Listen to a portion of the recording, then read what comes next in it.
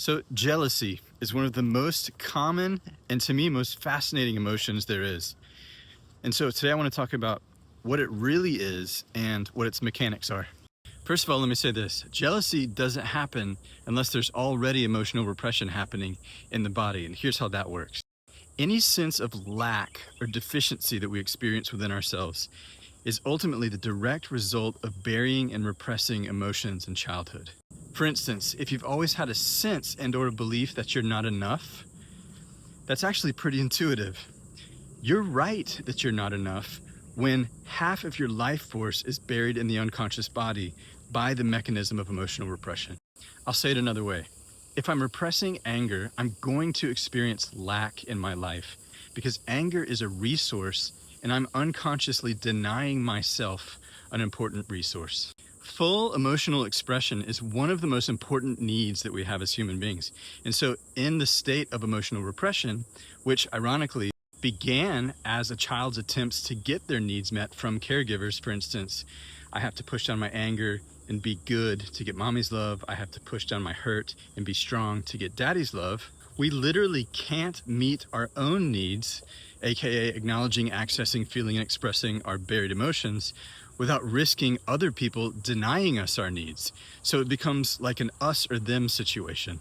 So how does jealousy tie into all this? Well, when we can't meet our own needs, we're going to codependently look for those needs to get met by other people. And once we find that person and our needs get thwarted by a third party, we're gonna get jealous.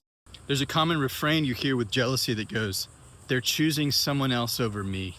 And of course, the unspoken need in that refrain is, I need to be chosen, right? I need to be number one. And when I'm working with someone, including myself on this, 9.5 times out of 10, this need is actually an unmet need from childhood, right? From mom and dad. But here's the real game changer where therapy leaves off and emotional repression work picks up. That unmet need to be chosen or number one or loved is created, sustained, and driven by buried repressed emotions, usually with jealousy, anger. And this is why you hear of people flying into jealous rages, yeah? When we were kids and we didn't get our needs met, we got angry, but we pushed it down in an even more desperate effort to get those needs met. And now here's someone who's supposed to meet our needs in adulthood, who we're still repressing our anger and ourselves for, choosing someone else. Or sometimes even just paying attention to someone else, yeah?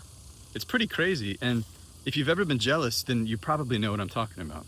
And then throw into the mix that jealousy left unchecked can easily get tangled up with the sexual impulse. So now jealousy is an aphrodisiac, right? The pain and pleasure sort of blur into one thing.